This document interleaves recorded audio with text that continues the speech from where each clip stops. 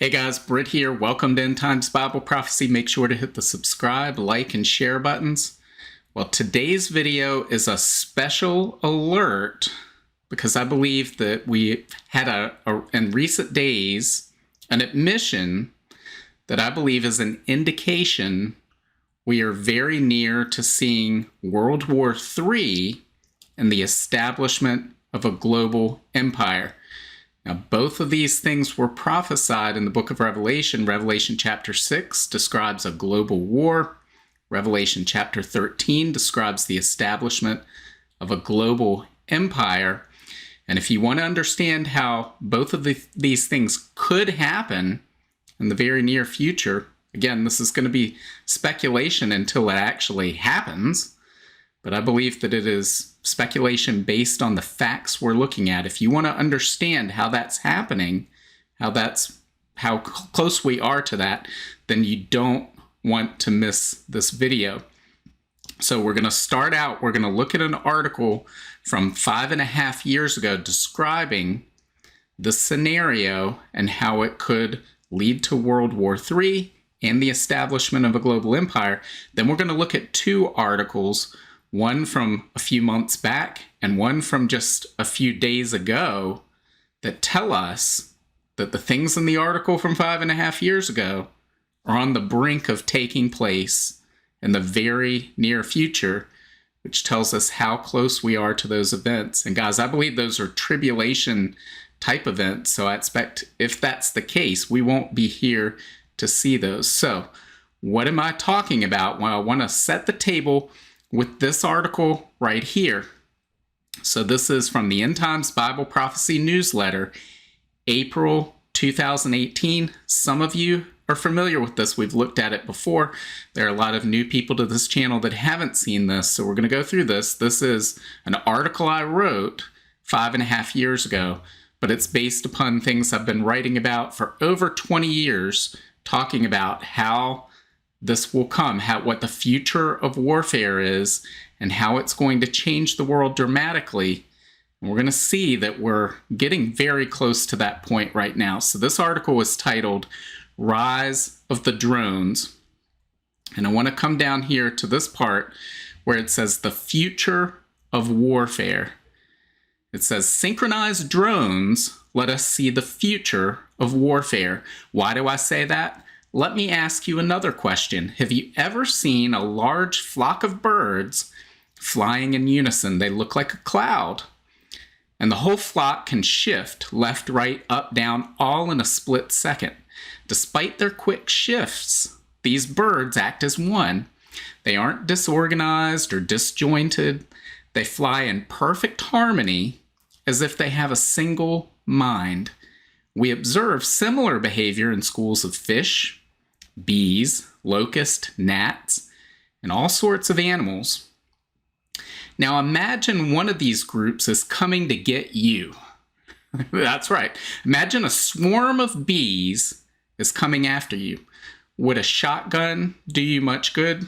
No, not really. You can fire into a swarm of bees and you might take out one or more, but you know what? The swarm will keep coming. This is because the power of a swarm is decentralized. A single strike won't stop it. Does that sound scary? It should, because this is the future of warfare. It's called swarm technology. As technology advances, synchronized drones will get smaller and smaller, faster and faster, and ever more powerful. In the near future, one nation or group of nations will use them to attack a nation only armed with conventional weapons. What do you think will happen when combat drones traveling like a swarm of bees attacks a conventional army? How effective will tank fire or heat-seeking missiles be when directed at a swarm? That's right, they'll be just as effective as firing a shotgun at a swarm of bees. Have no doubt, this is where our world is headed. Those nations who are first to develop swarm technology will rule over those nations who are slow to adapt. History has proved this lesson time and again. Think about it. Charging columns of soldiers were once effective until machine guns arrived. Racing soldiers on horseback were once effective too, until armored tanks arrived. We can all cite countless examples of new military technologies making tried and true weapons and tactics obsolete. The same will prove true with swarm technology, and it will completely transform the world's current balance of power. Guys, I believe what we're going to look at today in this video tells us that we're getting very close to that moment. So let's read on why this is. World War III. For years, we've heard the next world war will be the final war on Earth. Conventional wisdom, which is often wrong, by the way, conventional wisdom says it's impossible for any nation to survive World War III. Conventional wisdom says World War III will annihilate all of humanity. Conventional wisdom is wrong. Why do I say this? Because conventional wisdom is based on the idea of mutual assured destruction, or MAD. MAD is the belief no one can win a war between two nuclear powers. It's the idea that fear of total destruction will restrain any nation from provoking war with a nuclear power. Conventional wisdom assumes the doctrine of MAD will rule the world forever. In the current era, that may prove true, but it won't be true forever, because a day is soon coming when MAD will be obsolete. We're about to enter a period of time marked by rapid technological change. If you think we've already been living in such a period, you're right, but the past 100 years of progress pales in comparison to what's just around the corner. Swarm technology is only one of many new technologies threatening to upset the balance of power and render MAD obsolete. Technologies like molecular manufacturing will allow nations to scale the size of their military forces. With molecular manufacturing, a nation could create billions, with a B, billions of swarming drones at relatively low cost and in a short time frame. Hold on to that thought, guys, as we keep going through this, because again, we're getting close to that point. Technologies like artificial intelligence. What have we been hearing about lately? Again, this was from 5 years ago, and this is based on writings from years before that. But we're seeing these things take place now. Technologies like artificial intelligence will give nations the ability to direct those swarms, analyze targets, and attack enemy networks. In such a world, the list of potential threats and attack scenarios will multiply, creating suspicion and distrust among the world's superpowers. A digital or high-tech Pearl Harbor will prove fatal. You won't be able to recover from it as a nation. And that makes the world much more dangerous, because fear of such an attack makes a preemptive strike much more likely. What the Bible says. Well, none of this should come as a surprise. Despite the idea World War III will never come, and despite the idea World War III will lead to complete global destruction, the Bible says otherwise. World War III will take place. The Bible describes the Antichrist and his war of global conquest in Revelation 6, verses 2 through 4, revealing there will be war and slaughter everywhere. Yet the world survives this global conquest. How can this be? Because all eras come to an end, and the era of MAD will soon be over. New technologies will disrupt the foundation of international peace. Swarm technology, molecular manufacturing, artificial intelligence, and other emerging technologies will give unprecedented power to the one who wields them. Perhaps these technologies are the great sword described in Revelation 6:4. Perhaps not. Either way, the result will be the same. Emerging technology will put an end to MAD. The result will be a global war with death and destruction everywhere. And when the dust settles, a global empire will rule the world. The signs are everywhere. Jesus is coming. So guys, I've been warning about this for years and years, really 20 years. And I want to turn your attention to this book. It's on the shelf right over my shoulder here. But if you want to learn more about that, you can check this out, because that's essentially what this book is about the development of these technologies. And in particular, there are 3 technologies that I've been saying for years and years we're going to upend the global geopolitical order, because they will overturn MAD. And those 3 technologies are artificial intelligence, quantum computing, and molecular manufacturing. And guys, we've heard a lot about quantum computing and artificial intelligence in the news the last few years. Most people don't know anything at all about molecular manufacturing. You can go and you can look it up in a search engine. It's beyond the scope. We'd spend several hours in this video if we really got into the details of that today. But you can go look up what the capabilities of that are. The reason we're not hearing about that is because when the breakthrough takes place with molecular manufacturing, we're going to see that used to conquer the world. And so we're going to look at today what's going on, because we may be on the cusp of that. We may be about to see that happen. So I want to turn your attention to this article right here. This is from Zero Hedge.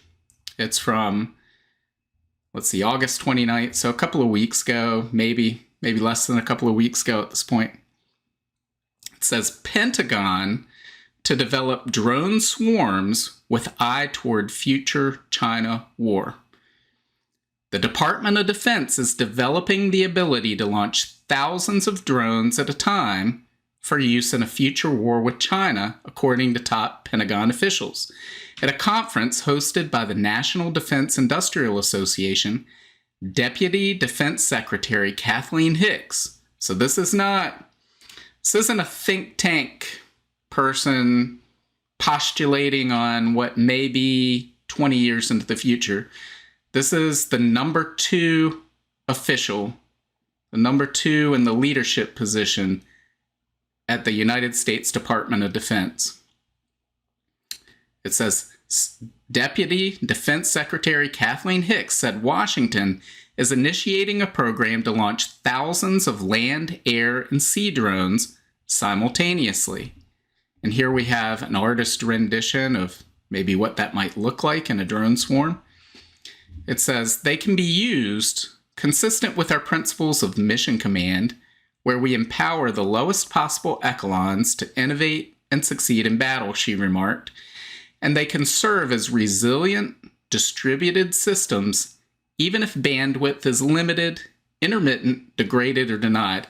Now, I realize that goes over a lot of people's heads, so let's translate what that means. What she's saying here when she talks about they can be resilient is what we were just talking about, where you have a swarm, and if 1, 2, 3, 4, 10 of the drones in that swarm are taken out, it's resilient. Why? Because it's a distributed, decentralized system acting in tandem based on artificial intelligence. And so what it's saying, even if the bandwidth is limited or even denied, that means is typically these unmanned aerial vehicles in combat are controlled by a human being behind a computer screen several miles away or on the other side of the earth. But even if the communication is jammed and they can't do that, well, these systems will be able to continue to operate based on artificial intelligence, and they would be able to communicate with each other and act as a swarm. We're going to talk a little bit more about that in a moment, because there was a huge breakthrough at Tesla recently that tells us how close we are to seeing just leaps and bounds in that area. So it says Admiral John Aquilino, head of U.S. Indo-Pacific Command, discussed deploying as many as 1,000 drones within 24 hours. Here's a metric for me, he said, 1,000 targets for 24 hours. Hicks said the numbers can be scaled. Here's the key. Hicks said the numbers can be scaled from the thousands to higher numbers in the future. We'll also aim to replicate and inculcate how we will achieve that goal so we can scale whatever's relevant in the future again and again and again. Easier said than done? You bet. But we're going to do it. Guys, I cannot emphasize enough what a big deal this is. So what they're saying here is they want to scale up drone technology. They want to make drones as cheaply as possible, as many as possible. What did we just read about in that article from 5.5 years ago about molecular manufacturing will enable the deployment of not the thousands they're talking about here, but billions of very small drones, smaller than today, more sophisticated than today, more powerful, faster, better in every way, with artificial intelligence that learns on the battlefield, that is able to attack from multiple different ways. I mean, at every angle. So imagine you're a tank and you've got these things coming at you from every direction. So this is going to completely change the balance of power. Whatever nation can reach the point where they can scale this up to the point where they can deploy millions and billions of these, as she said here again and again and again, they can scale to whatever is relevant. In other words, whatever is needed, we can scale it up. So no doubt, guys, they're pushing toward molecular manufacturing. They know that's what they're chasing, and so do the leaders of all these other nations. If you remember, back in 2017, Vladimir Putin was talking to a group of college students about artificial intelligence, and he said the leader in this realm will be ruler of the world. So the leaders of the world's nations, they know what is at stake. They know the world is at stake. And whoever is the leader in this technology will win that race and rule the world. And this is what they're talking about. And so when the Deputy Secretary of Defense is talking about this, what she's saying is, this is what they're aiming for. Now, how close they are to that, I don't know. They may still be some time away from that. I really don't know. There's no way for me to know that. But I know what they're aiming for, no doubt about it, because we've read about this in the past. So let's look at this article right here from MIT Technology Review. This is from October of last year. So this is, 9-10 months ago. It says, the U.S. Navy wants swarms of thousands of small drones. Budget documents reveal plans for the Super Swarm project, a way to overwhelm defenses with vast numbers of drones attacking simultaneously. So what we were just reading about. It says the U.S. Navy is working on ways to build, deploy, and control thousands of small drones that are able to flock together to overwhelm anti-aircraft defenses with sheer numbers, budget documents reveal. The conflict in Ukraine has proved the worth of small drones, including consumer quadcopters, which have carried out reconnaissance, guided artillery fire, and destroyed tanks.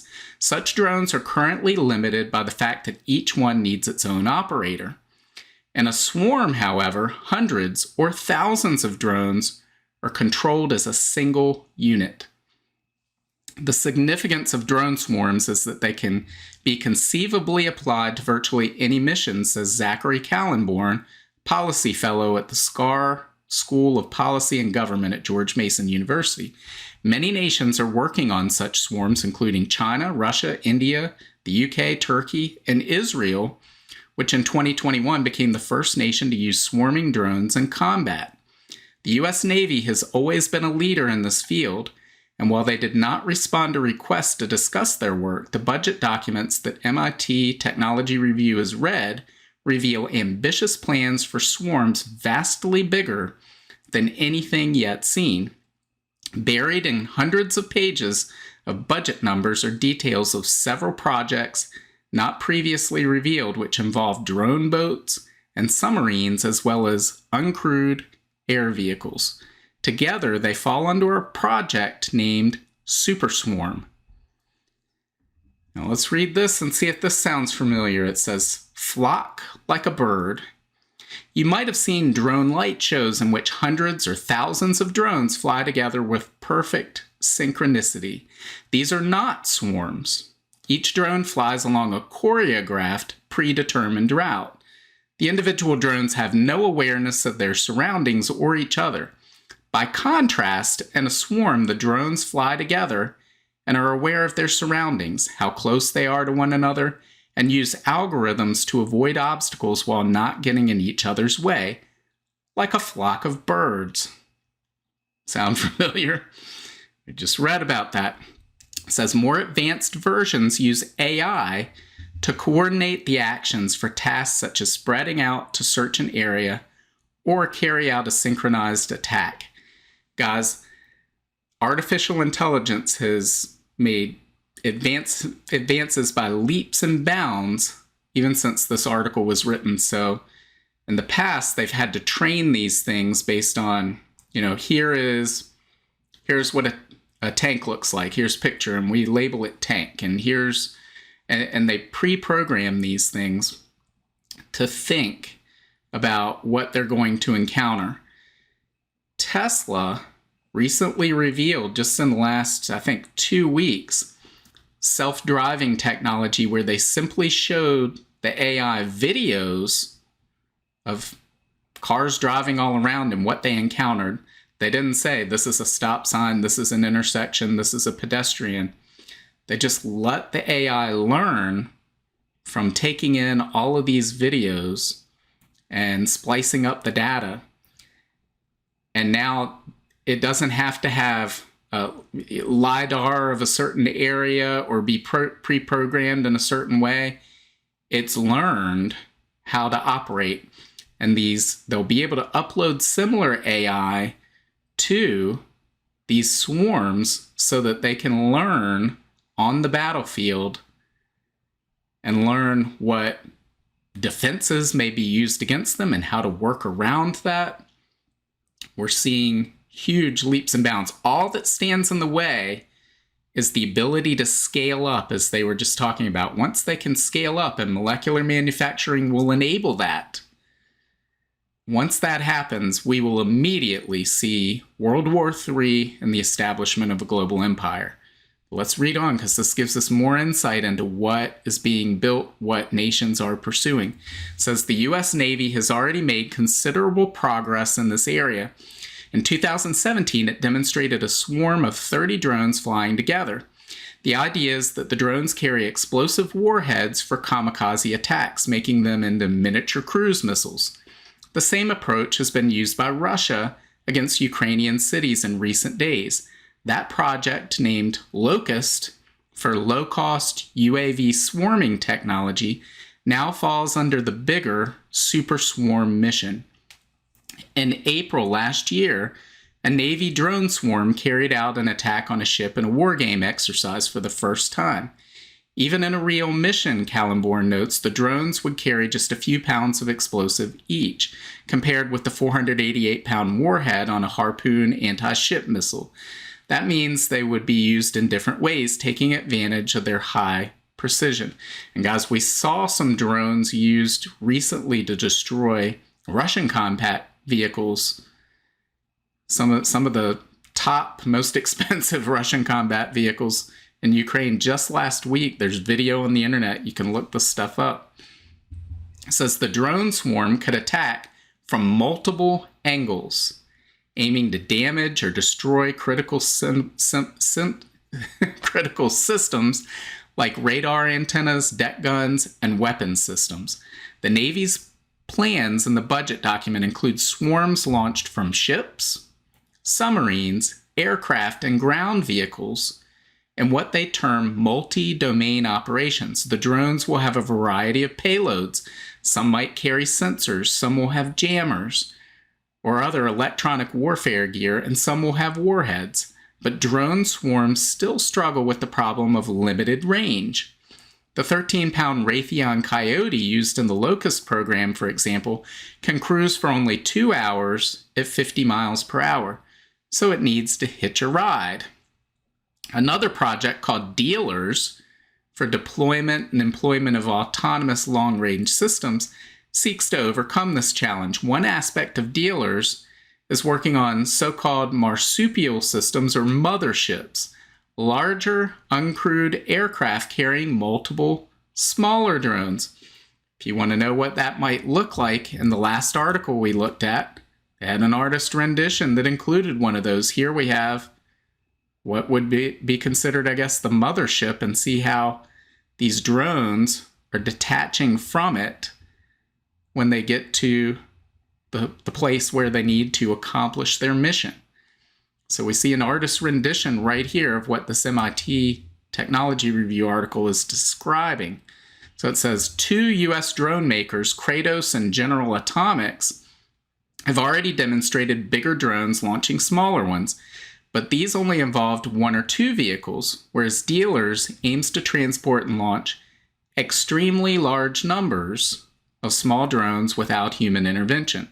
Another Super Swarm sub-project seeks to overcome a fundamental problem of military hardware: cost. The U.S. Army pays around $49,000 for each of its small portable drones, known as rucksack portable unmanned aircraft systems. Expendable swarming drones will need to be far more affordable to be fielded in large numbers. And guys, that's where molecular manufacturing completely changes, completely turns the tide of global power, because it will enable the creation of millions and billions, probably for maybe even less than $49,000. It's that powerful. But it says a project called MASS, Manufacturing of Autonomous Systems at Scale, is using 3D printing and digital design tools to create low-cost drones in large numbers. So 3D printing is a top-down technology. It's still a very effective technology, especially if you're trying to manufacture in place where you're at. But 3D printing is not molecular manufacturing. That is bottom-up technology rather than top-down. So instead of breaking a part atom, putting clumps of molecules together, you're building them up one molecule at a time with molecular manufacturing. So that's the difference here. But it says the aim is to have a design that can be modified at will to turn out drones optimized for different purposes. For example, maximizing speed, endurance, stealth, or payload from the same production line. According to budget documents, MASS will manufacture drones as far forward afloat as possible. So what they mean is deployed in the field, as close to the battlefield, as close to the place where you're going to use them as possible. Suggesting production on board Navy ships is closer to the action. The stated goal is to turn out tens of thousands of drones. So we're going from dozens up into 1,000 targets in 24 hours to tens of thousands of drones. Then it'll be millions of drones, then billions of drones. That's the linear progression we'll see, but we aren't moving linear.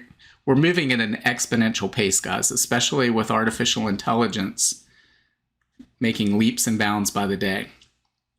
So it says control and command. The Navy also wants a more sophisticated control system. Super Swarm already includes cooperative planning and allocation of tasks to swarm members, and another sub-project known as MATES for manned and autonomous teams aims to make it easier for humans and swarms to work together and give the swarm more autonomy. The communication bandwidth available for the operator may decline during the mission. This is what we were talking about before. It says, for example, as a result of deliberate jamming. So one of the things that the enemy, or a countermeasure used against swarms, is going to be to jam the signals that the swarms are receiving, that they're trying to send each other. It will also be trying to send like microwaves or EMPs to try to completely disable those. But again, the swarms can attack from every direction simultaneously, and there's going to be an effective microwave weapon. Isn't just going to be, it's going to have some sort of a range on it. the swarms are going to know what that range is. They're going to know everything about it, and they're going to operate around it. So I don't see, especially once we see molecular manufacturing come about, that there's going to be any countermeasures that can be used to stop it. But it says, and mates allows the swarm to act on its own initiative when it cannot get decisions back from the operator. Mates also feeds back information gathered by the swarm into its decision making. It may change its routing when drones detect new threats, or send drones to investigate a newly identified target. This will be quite a challenge for artificial intelligence. Again, this was written in October of last year. We just talked about the recent revelation that Tesla has essentially done that with their driverless technology, which can easily be bootstrapped to swarm technology. It's probably been done already because we don't have the insight into that. They're not going to publicly release that. But guys, we're already there. That's the point. We're already there. So at this point, it's just a matter of how well, how quickly, and at how low of a cost can you scale up your drone forces. That's the only thing missing at this point. Thousands of autonomous drones mean thousands of points for error, says Callenborn. Modeling and simulation would help reduce the potential for error, but accounting for the myriad complexities of the real world is tough. Well, it may have been tough 11 months ago. Not so much anymore, right? So, all right, that's the power of artificial intelligence and exponential advance of technology. Says if all the super swarm projects come together, a U.S. naval force will be able to launch massive swarms to travel long distances, carry out detailed reconnaissance over a wide area, and find and attack targets. Ukraine's small drones have destroyed over 100 Russian armored vehicles. A swarm of 1,000 drones might take out an entire battalion in one strike. It could direct additional drones against a target that survived the initial attack and provide detailed imagery of the results. The budget documents suggest that the swarms are seen as an answer to one of the U.S. military's biggest headaches, anti-access area denial, or A2AD, military jargon for areas covered by advanced surface-to-air and anti-ship missiles that prevent U.S. forces from entering. Swarms could break through the strongest existing defenses. Dozens or hundreds of drones might be shot down, just like we talked about with the shotgun at the swarm of bees. You might take out a few, but you won't take out the swarm. It says, but thousands more would get through with enough munitions to take out air defense radar and other defenses. This would pave the way for attacks by cruise missiles, crewed aircraft, and other traditional weapons. Peter W. Singer, a strategist at the think tank New America and authority on drone warfare, says Super Swarm faces daunting challenges, in particular, developing swarm coordination beyond simple movements to hunting as both a pack, but that the problem seems surmountable. I think they've been overcome since this article was written. It says, in many ways, it's no more daunting than the idea of flying a plane off a ship or coordinating the movements of hundreds of manned planes must have seemed to generations past. The swarm could take on all sorts of other missions, from reconnaissance and intelligence gathering to electronic warfare and supply delivery. As Singer notes, it could work alongside crewed systems. Just as Amazon envisions a world of both robotic 18-wheeler trucks for bulk and small delivery drones for the final mile, we'll likely see the same with their military parallels, he says. So just as we saw before with that mothership taking the drones to the point of attack, and then the drones offload because they have that shorter range. It says Callenborn says that Super Swarm will not necessarily be a war winner.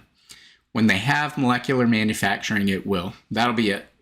It says, because researchers are already working on ways to counter the swarms, but whoever develops that first is going to have a first mover advantage. There will not be any countermeasures in place, guys. It says every weapon has a counter. The question is how reliable and effective those counters are, he says.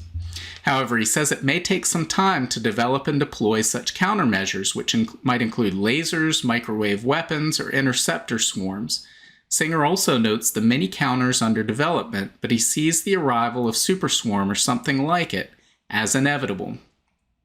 Anyone who argues swarms of drones won't appear on a future battlefield is one day going to sound like the people who once argued that the submarine or tank or airplane were mere science fiction, says Singer. It ignores not just what we are seeing in wars like Ukraine, but also what militaries and companies around the world are working on right now. Guys, right now, this is what they're working toward. It's what every nation in the world is working toward. As Vladimir Putin said, the nation that is the leader in this area will rule the world. And this is a message that I've been pounding the podium and standing on my soapbox for over 20 years, pointing to these technologies and saying, if the end times prophecies are not fulfilled before these technologies come to fruition, then when they do, they will bring about the fulfillment of those end times prophecies. In other words, unless the Antichrist appears and sets up a global government before these technologies mature, the very maturation of these technologies will force whoever has them to conquer the world. And the Bible tells us that will only happen when we get to the tribulation period. So guys, when these technologies come out, as we said, MAD will be overturned. The leading nation or group of nations that develops molecular manufacturing and has artificial intelligence already, the saga quantum computing is still progressing as well. All of these things are advancing exponentially. When that nation or nations develops that, they will have a first mover advantage.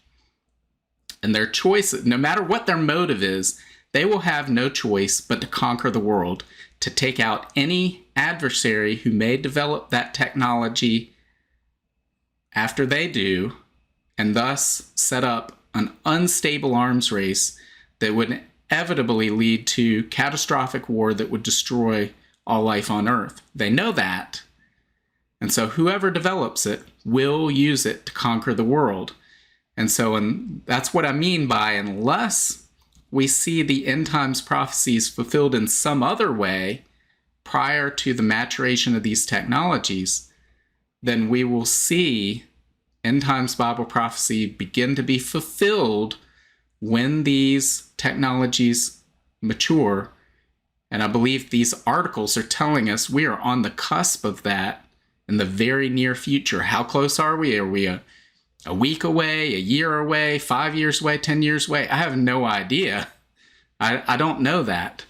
But I know that 5.5 years ago, when I wrote the article that we first read, most people went, this is science fiction. This is decades away. And now here we are, reading articles with high-ranking military officials talking about the exact same things, and talking specifically about scaling up. That's the key here. They want to scale up the use of drones. We need to move all of our resources into the drone area and swarm technology using these drones. But how do we get past this cost issue? Well, you get past that cost issue when you have a manufacturing technology that works with energy efficiency, building from the bottom up, one molecule at a time. I think it's interesting that the Deputy Defense Secretary used the word replicate and replicator. That is right out of Eric Drexler's book, Engines of Creation, from 36 years ago, where he wrote about these exact same things and said that a nation the size of Singapore could conquer the world with this technology because of the power that will be given. So guys, make no doubt about it. Every nation on earth is racing as fast as they can to develop these technologies, because they know the nation that gets there first wins everything. They know that. So what does all this mean? Well, guys, it means, as Jesus said, when you see all these things begin to happen, look up, your salvation draws near. Guys, I think we are very close. Again, I can't put a timeline on when we'll see these technologies deployed or when there will be this monumental breakthrough in molecular manufacturing. I don't know when that's going to happen. But I can see these stories, these public stories, where they're acknowledging they're working toward it. They're actively working toward it. And so, what do we not know? If they're willing to acknowledge that publicly, what do we not know? And so, to me, this is an enormous development. We all need to be paying attention to this. This is the future of warfare.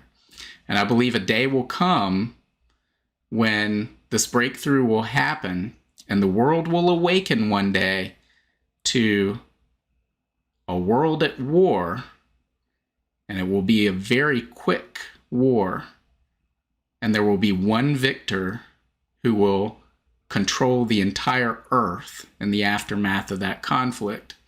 And I believe that that is what the Bible, it is what the Bible describes now.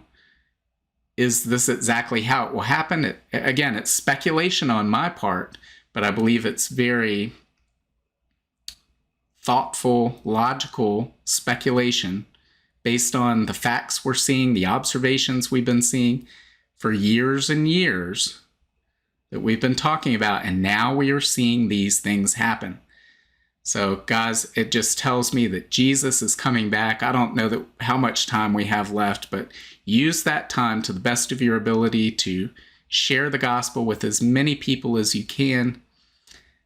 Read your Bible, build your relationship with Christ, and live life to do the things that God wants you to do, because I believe we can see the finish line. And when you can see the finish line, it's time to sprint. It's not time to walk or to sit on the bench.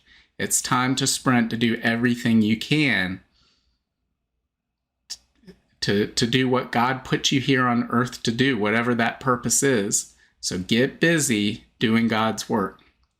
So what do you think? Do you think I'm nuts? Do you think, oh no, this is way off in the future?